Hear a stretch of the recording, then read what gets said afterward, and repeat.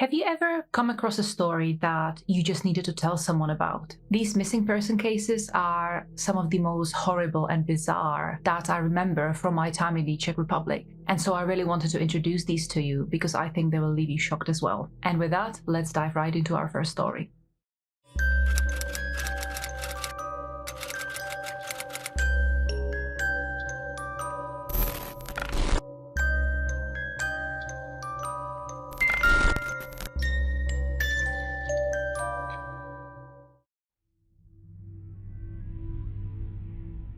It was the Friday, 1st of February 2013, and two women named Jana and Pavla were sitting at a table drinking coffee and chatting.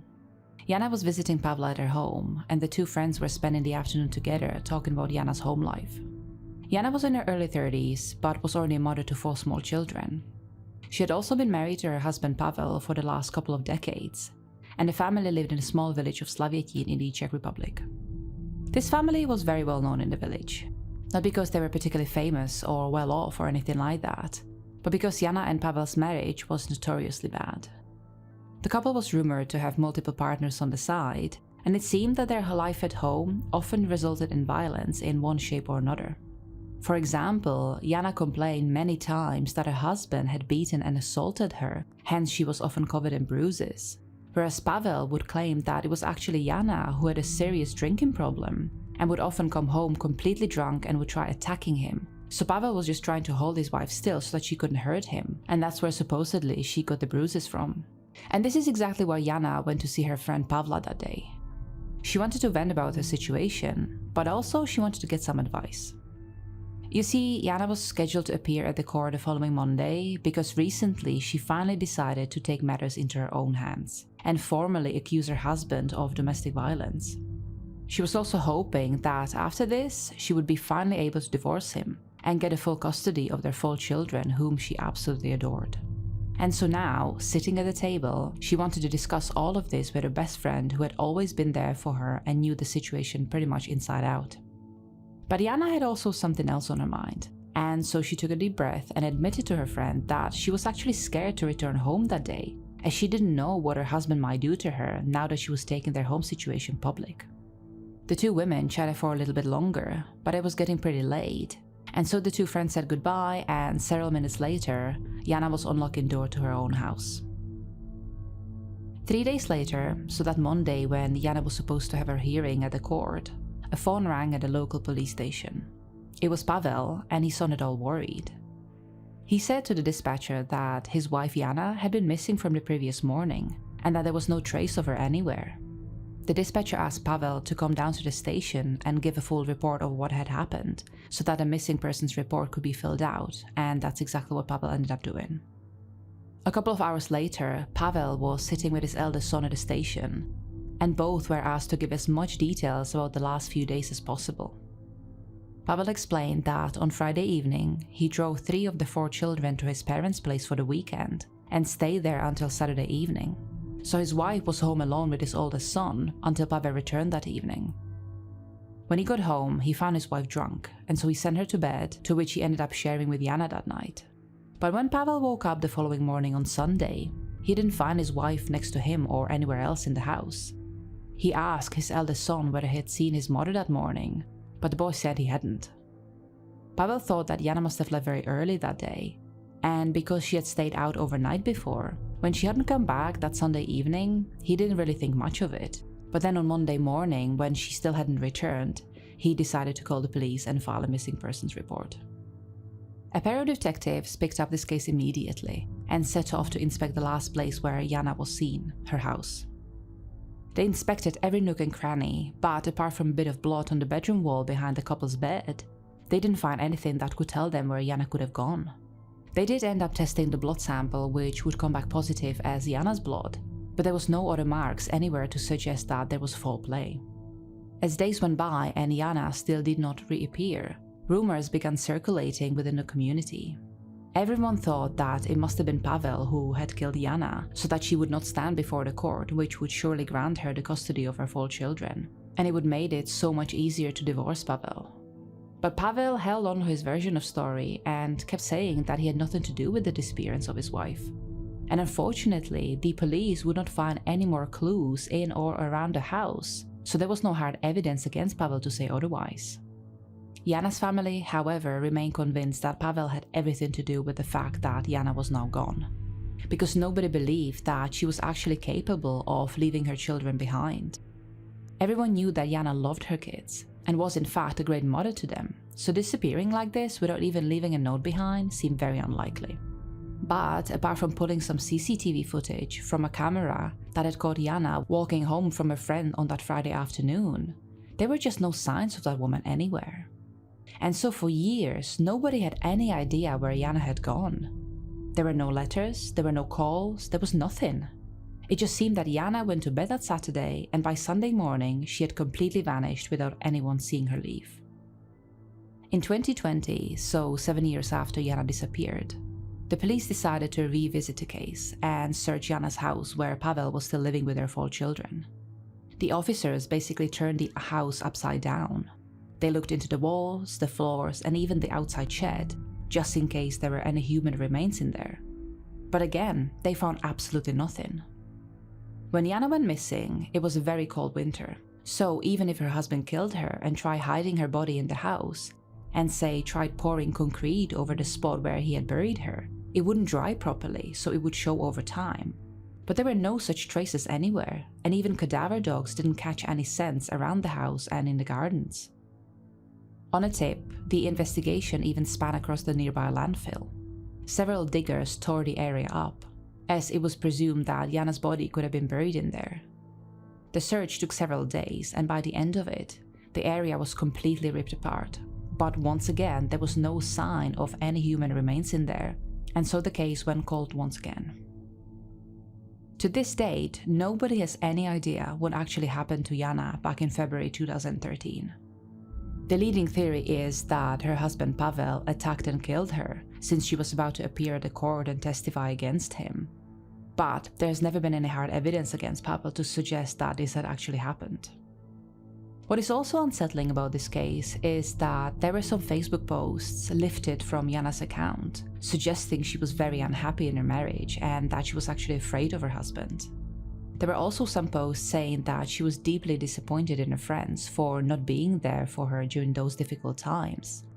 But then at the end, there was another post where Jana claimed that her account must have been hacked, as she would have never written such things herself. But the people closest to her all testified that the style of language and grammar in all of those posts were identical to how Jana would have written them herself, so there was no way that someone else could have written them in the exact same manner. This could suggest that Jana had a few low moments where she decided to pour her heart on social media, but then either felt it had been inappropriate or too revealing and tried taking it back, or that someone made her write that her account had been hacked to cover up for the fact that she had revealed so much.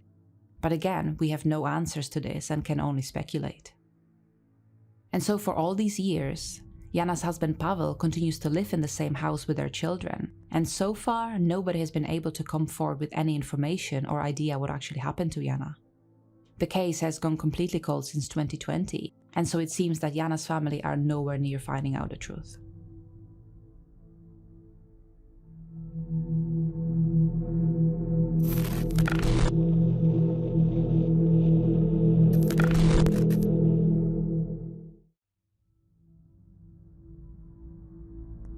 It was the afternoon of 17 January 1998, and a 9-year-old boy named Nejedly was just finishing his lunch. Jan, also known as Honza, was trying to hurry up as he had made plans with one of his friends for later that afternoon. The two boys wanted to play a particular video game together, and so Honza was supposed to head over there in a little bit. His friend lived only about a few hundred meters away from him, and so the boys would visit each other quite a lot. And so Honza finished his meal, cleared his plate, and headed into his bedroom to start getting ready. He changed into a comfy grey sweatpants and put on a black-grey jumper when he was interrupted by his little sister Adela. She also wanted to go with Honza, but because she was much younger than him, she was only 4, their mother didn't let her. Honza said to her that he would see her again in the evening and promised that they would play together then, to which Adela gave him a broad smile and ran out of his bedroom. When Honza was dressed, he stopped by in the kitchen to say a quick bye to his family, and then at around 3 in the afternoon, he put on his dark blue jacket and white tennis shoes and left the house. On his way, Honza was met by a local doctor who was out walking his dog that afternoon, and because the doctor knew Honza, why he was in such a hurry. Honza stopped and greeted him, and then he explained that he was on his way to his friend's house, as the boy was just after buying a video game they had been wanting to play for some weeks now, and so the boys were very excited to be finally able to do that together. After that, Honza said goodbye to the doctor and started running towards his destination again. At around 5:30 in the evening, Honza's parents began to worry.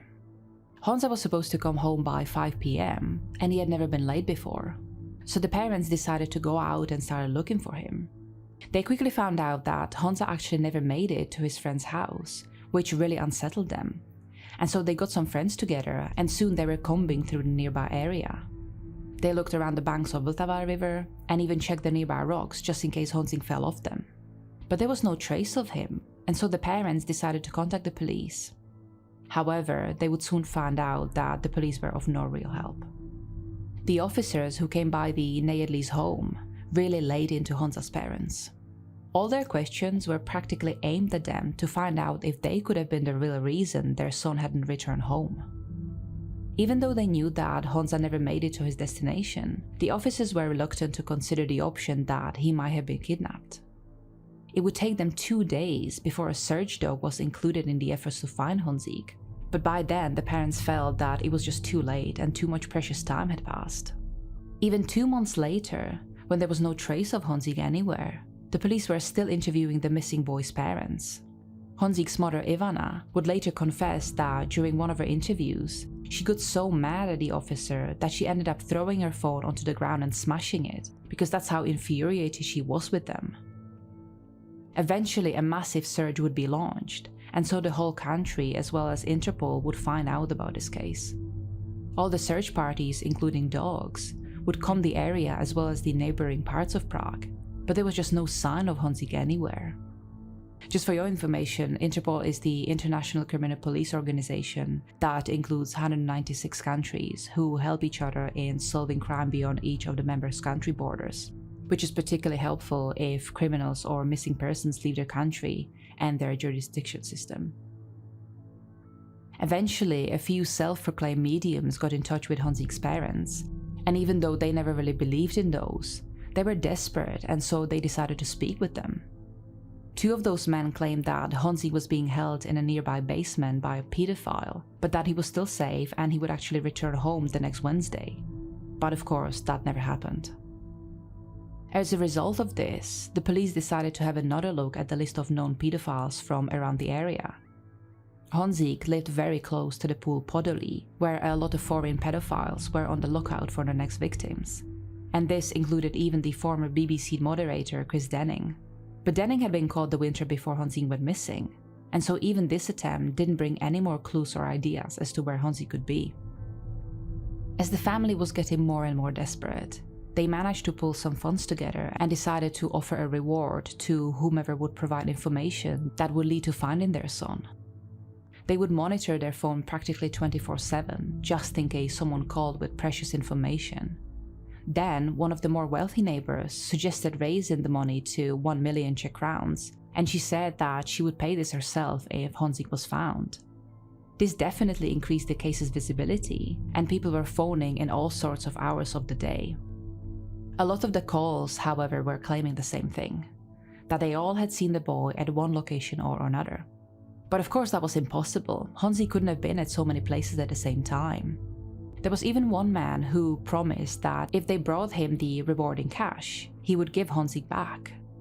But this call also turned out to be a hoax, as the same person ended up calling back in about half an hour's time, apologizing and explaining that it had actually been a prank call. And so even the increased reward led to no new clues or information about the missing boy. In the summer of 1998, so about 7 months after Honzik went missing, the boy's father, Marcel, received a call from a young man who was working as a prostitute in a gay bar in Linz in Austria. The young man claimed that he had worked in this club with 4 other men and 2 children, and that one of those kids was their little Honzik. Those 2 children had already been moved onwards, but the young prostitute had offered to put Marcel in touch with a man who allegedly was willing to sell Honzik back to the family. And so Marcel set up a meeting with that man, and an exchange was to happen in the center of Prague. But because Marcel was so worried and really wanted this to work, he ended up involving the police, even though the seller specifically told Marcel not to do that. And so, on the night of the exchange, instead of it just being Marcel with a bag of cash, waiting on his own for this man to arrive and give Honzik back to him, 5 police cars swerved into the meeting spot and 25 policemen jumped out of their cars and began looking for the man. This of course meant that the man never showed up and the exchange never happened. And after this, the case went completely cold, and the family haven't gotten another clue or information as to where their son could be. For several years during Christmas, the parents would keep a seat at their dinner table for Honzik just in case he showed, but they stopped doing that as it was just too unbearable for them. The family would also sell their place in Prague and move, and they also adopted a little girl called Nikola. They stopped speaking about Honzik altogether as it led them nowhere and it was just causing too much pain. In 2011, Marcel set a Facebook page for Honzik and tried collecting new information that way, and this page is actually still active, so you can contribute to it. However, in 2014, Marcel sadly passed away, and so he never got to find out what happened to his son. And even now, in 2025, we still have no idea of what actually happened to Honzik back in 1998. The leading theory is, of course, that he must have been abducted on his way to his friend's house. The family insists that they're still determined to find the truth about their missing boy, because according to them, not knowing what had happened to Honzik is the worst feeling in the world. And so I hope that for their sake, one day, hopefully very soon, they will be able to find the truth.